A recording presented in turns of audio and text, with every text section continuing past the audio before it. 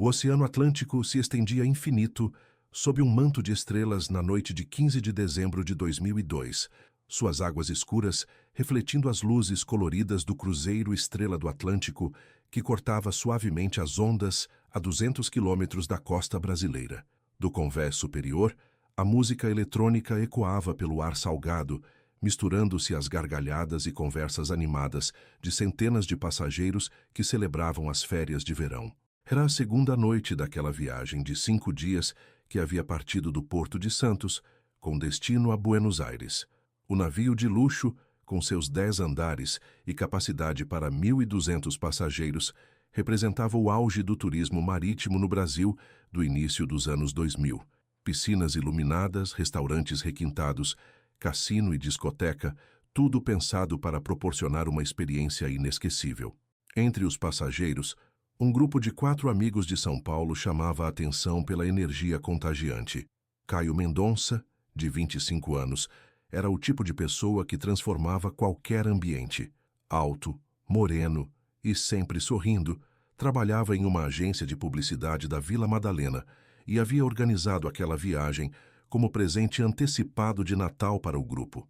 Seus olhos brilhavam quando falava sobre os planos para os próximos dias. Vocês vão ver, essa vai ser a viagem das nossas vidas. Ao lado dele, Lívia Andrade, de 24 anos, balançava a cabeça loira ao som da música. Designer gráfica e melhor amiga de Caio desde a faculdade, ela era conhecida por sua espontaneidade e senso de humor afiado. Naquela noite, usava um vestido azul turquesa que combinava perfeitamente com o ambiente marítimo. Fernanda Albuquerque, de 23 anos, ainda irradiava a felicidade de recém-casada. Havia se casado com João Vilela apenas 3 meses antes, e a lua de mel oficial tinha sido adiada para aquela viagem especial. Professora de ensino fundamental em uma escola particular de São Paulo, ela documentava cada momento com sua câmera digital, uma novidade tecnológica na época. João Vilela, de 26 anos, engenheiro civil de temperamento mais reservado, observava o oceano com fascínio. Era sua primeira experiência em alto mar, e a imensidão das águas o deixava simultaneamente maravilhado e inquieto. É impressionante como somos pequenos aqui, comentou, apoiando-se na amurada do navio. O grupo havia se conhecido na Universidade de São Paulo no final dos anos 1990 e mantinha uma amizade sólida desde então. Caio e Lívia eram inseparáveis desde o primeiro semestre de comunicação social, enquanto Fernanda e João se conheceram em uma festa universitária e namoraram por 4 anos antes do casamento. Os 4 sempre sonharam em fazer uma grande viagem juntos, e o cruzeiro representava a realização desse sonho. Durante o jantar naquela noite, no restaurante principal do navio, eles ocuparam uma mesa próxima às grandes janelas que ofereciam vista para o mar. O cardápio incluía pratos refinados, e eles brindaram com champanhe enquanto planejavam as atividades do dia seguinte. Amanhã vamos visitar Montevidéu, disse Caio, consultando o roteiro da viagem. E depois de amanhã chegamos em Buenos Aires. Fernanda, você vai adorar o bairro de San Telmo. Mal posso esperar para ver o tango nas ruas, respondeu Fernanda, segurando a mão de João. João está meio nervoso com a ideia de dançar em público. Eu não danço nem no banheiro de casa, riu João, provocando gargalhadas nos amigos. Lívia levantou a taça. Um brinde aos nossos sonhos realizados e aos que ainda vamos realizar juntos. Após o jantar, o grupo migrou para a discoteca do navio, localizada no 7º andar. O ambiente pulsava com luzes coloridas e uma pista de dança lotada. Eles dançaram, tiraram fotos e interagiram com outros passageiros. Fernanda estava particularmente radiante, girando na pista com o vestido esvoaçante, enquanto João a acompanhava com um sorriso apaixonado. Por volta da meia-noite, Caio sugeriu que fossem ao deck superior para apreciar as estrelas longe da multidão. Vamos lá em cima. A vista deve estar incrível, disse-os indicando a direção dos elevadores. Os 4 subiram até o 10º andar, onde ficavam as cabines de luxo e uma área de convés mais reservada. O vento estava mais forte ali, e eles puderam sentir a brisa marinha de forma mais intensa.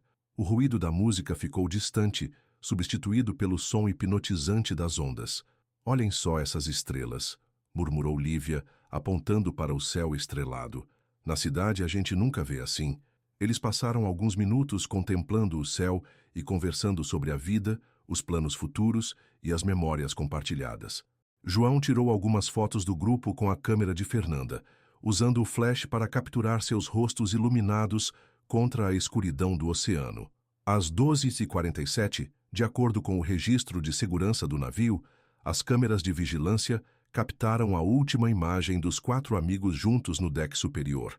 Eles estavam próximos à amurada, conversando animadamente e apontando para algo no horizonte. Às 12h52, as câmeras registraram outros passageiros subindo ao mesmo deck, mas os 4 amigos já não estavam mais visíveis no campo de filmagem. Na manhã seguinte, quando o navio atracou em Montevidéu, o camareiro responsável pela limpeza das cabines notou que os aposentos de Caio e Lívia, que dividiam uma suíte, e de Fernanda e João, em cabine adjacente, não haviam sido ocupados durante a noite. As camas estavam intactas e os pertences pessoais permaneciam organizados exatamente como tinham sido deixados antes do jantar. O alerta foi dado imediatamente à administração do navio. O comandante Roberto Silva, veterano com 30 anos de experiência em navegação, iniciou os protocolos de busca interna. Todos os ambientes do navio foram vasculhados: restaurantes, bares, piscinas, academia, spa, cassino e até mesmo as áreas restritas da tripulação. Nada. Os 4 amigos simplesmente não estavam mais a bordo. A notícia chegou ao Brasil no dia 17 de dezembro de 2002, quando a Estrela do Atlântico retornou ao Porto de Santos sem 4 de seus passageiros. O caso imediatamente chamou a atenção da imprensa nacional e as famílias dos desaparecidos foram convocadas para prestar depoimentos às autoridades portuárias. Dona Carmen Mendonça, mãe de Caio, chegou ao porto usando óculos escuros para esconder as lágrimas. Viúva há 5 anos, ela tinha o filho como único companheiro e confidente. Meu Caio jamais faria algo irresponsável, declarou aos investigadores, sua voz embargada. Ele ligava todos os dias quando viajava a trabalho. Sempre foi cuidadoso com tudo.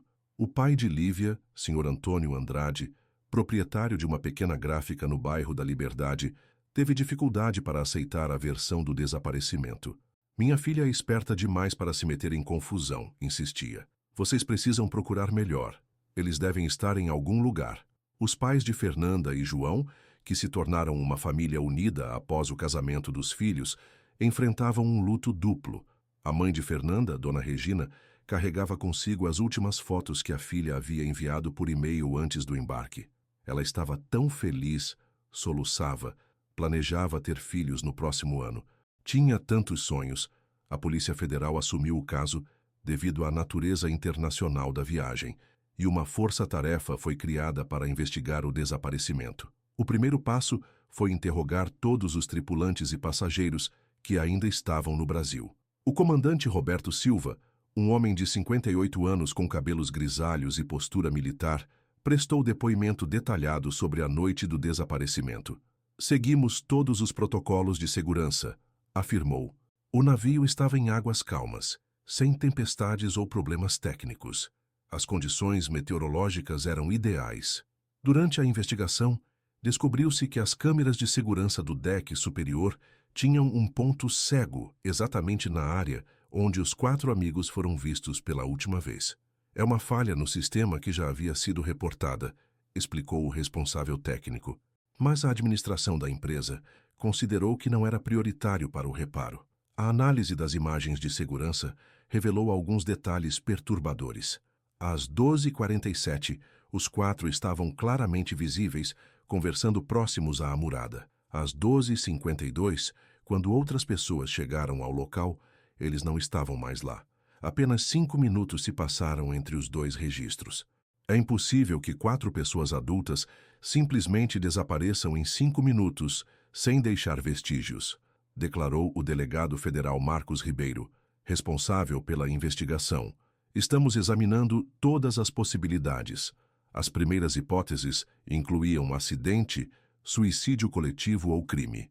A equipe técnica examinou a amurada do navio em busca de sinais de luta ou danos estruturais, mas nada foi encontrado. Os pertences dos 4 permaneciam intactos nas cabines: roupas, documentos, dinheiro, joias e até mesmo os remédios que João tomava para enjoo. A empresa de cruzeiros, Atlantic Dreams, inicialmente tentou minimizar o caso para evitar danos à reputação. Em nota oficial, declararam que lamentavam profundamente o ocorrido e que estavam cooperando integralmente com as autoridades. No entanto, documentos internos posteriormente revelaram que a empresa sabia da falha na câmera de segurança há mais de um ano. Enquanto isso, as buscas marítimas foram intensificadas. A Marinha do Brasil disponibilizou embarcações e helicópteros para vasculhar uma área de 500 quilômetros quadrados no Oceano Atlântico, concentrando-se na rota do navio na noite do desaparecimento. Durante 7 dias consecutivos, equipes de resgate sobrevoaram as águas, procurando por destroços, botes salva-vidas ou qualquer sinal dos desaparecidos. Mergulhadores especializados desceram em pontos estratégicos, mas a profundidade do oceano na região, superior a 3.000 metros, limitava severamente as operações. O mar não devolve seus segredos facilmente, comentou o capitão da Marinha José Augusto Santos, coordenador das buscas. Mas não vamos desistir enquanto houver esperança. A cobertura da imprensa se intensificou. A jornalista Marta Gouveia, repórter investigativa do jornal Estado de São Paulo, começou a acompanhar o caso de perto e se tornou a principal fonte de informação para o público. Seus artigos detalhados e sensíveis conquistaram a confiança das famílias.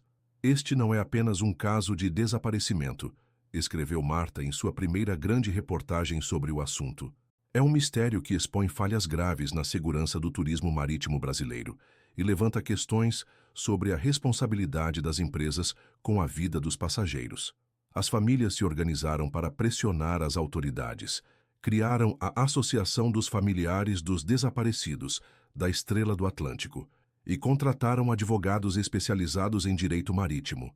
Passeatas foram organizadas em frente à sede da empresa de cruzeiros, e um abaixo-assinado com mais de 50.000 assinaturas foi entregue ao Ministério do Turismo. Dona Carmen vendeu sua casa para custear investigadores particulares. Não vou desistir do meu filho, declarava sempre que questionada sobre os gastos. Enquanto não encontrarem um corpo, ele está vivo para mim. O senhor. Antônio Andrade transformou sua gráfica em um centro de distribuição de cartazes com fotos dos 4 desaparecidos. Alguém deve ter visto alguma coisa, repetia incansavelmente. O Brasil é pequeno demais para 4 pessoas simplesmente sumirem. Ao longo de 2003, várias pistas falsas surgiram. Uma mulher do Rio de Janeiro afirmou ter visto Fernanda em uma padaria de Copacabana. Um taxista de Buenos Aires disse que havia transportado alguém parecido com João. Um pescador do Uruguai relatou ter encontrado pertences pessoais em uma praia. Todas essas alegações foram investigadas e descartadas. A empresa Atlantic Dreams enfrentou uma crise financeira severa. As vendas de pacotes de cruzeiro despencaram 70% e a empresa foi obrigada a suspender operações por 6 meses. Em 2004, ela foi adquirida por um grupo internacional e mudou de nome. O tempo começou a cobrar seu preço das famílias. Dona Carmen desenvolveu problemas de saúde relacionados ao estresse e precisou ser internada 2 vezes por crises de ansiedade. O casamento dos pais de Fernanda entrou em crise e eles se separaram em 2005, incapazes de lidar com o luto compartilhado. O tempo não cura esta ferida, desabafou Dona Regina em entrevista à TV Globo no primeiro aniversário do desaparecimento. Cada dia que passa sem notícias é uma morte pequena que a gente morre por dentro. Em 2006, o caso foi oficialmente arquivado devido à falta de novas evidências.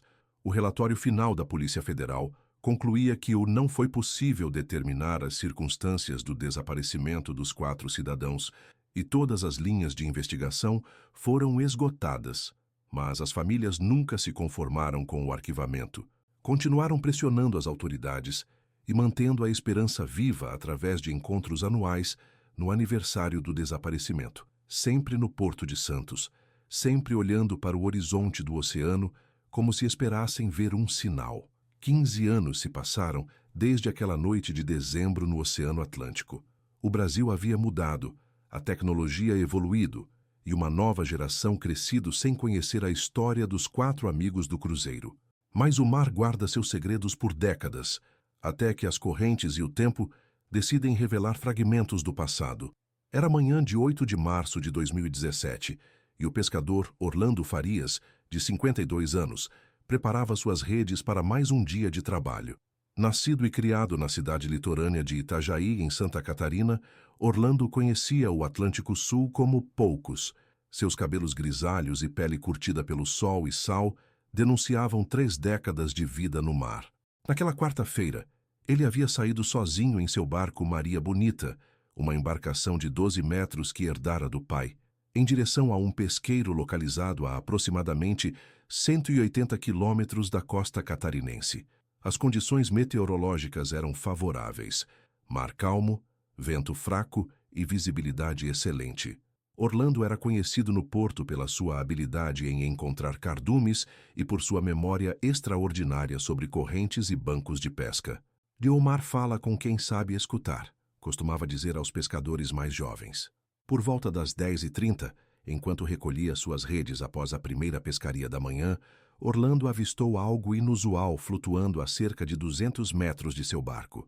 No início, pensou tratar-se de destroços comuns, galhos, lixo plástico ou restos de alguma embarcação menor, mas algo na forma do objeto chamou sua atenção.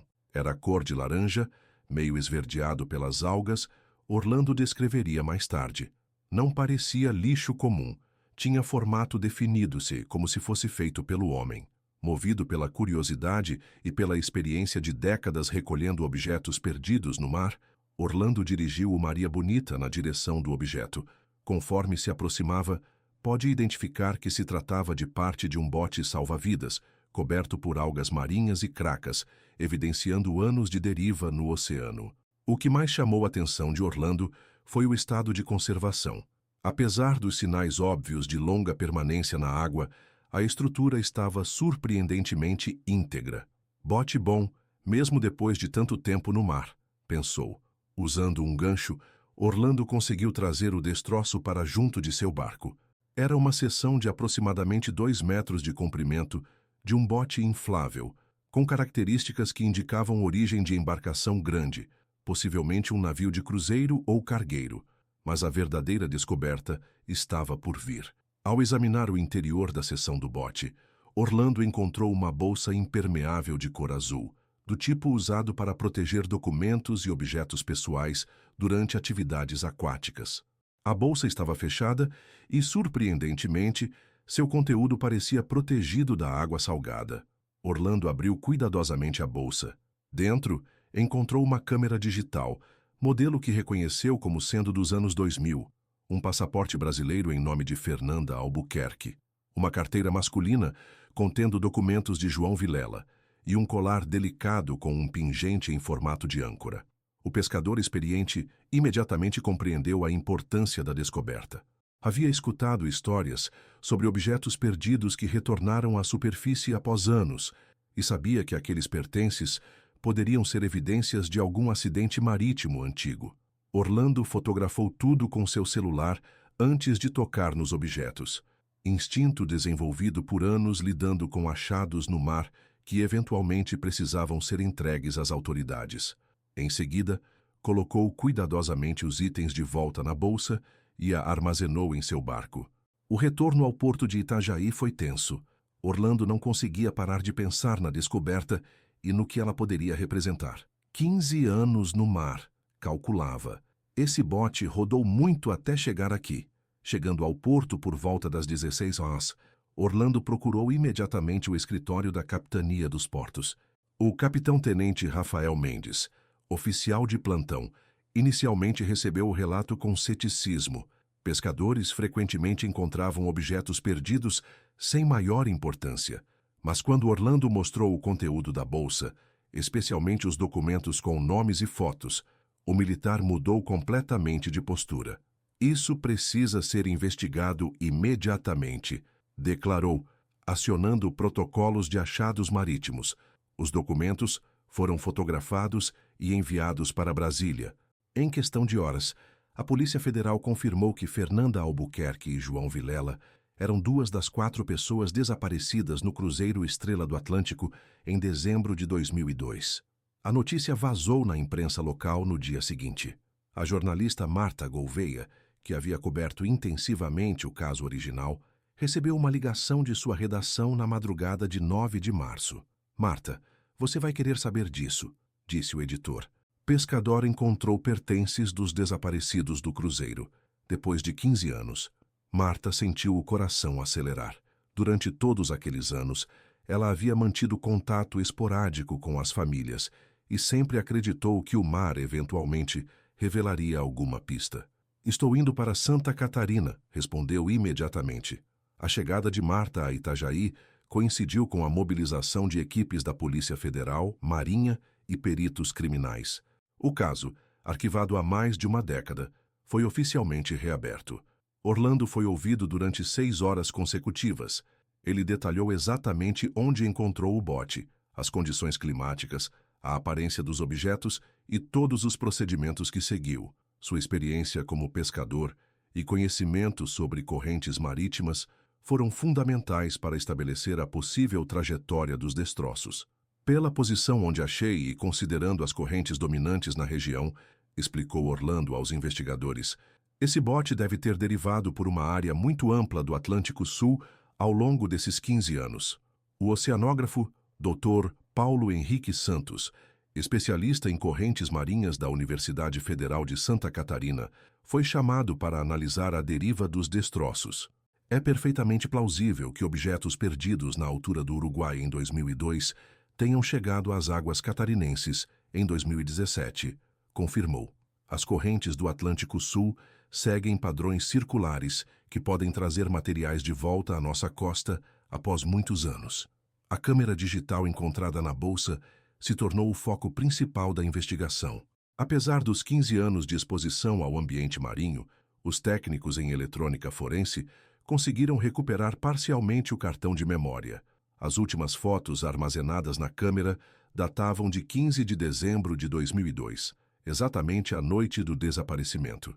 As imagens mostravam os 4 amigos durante o jantar, no restaurante do navio, na discoteca e, nas últimas fotos, no deck superior sob as estrelas.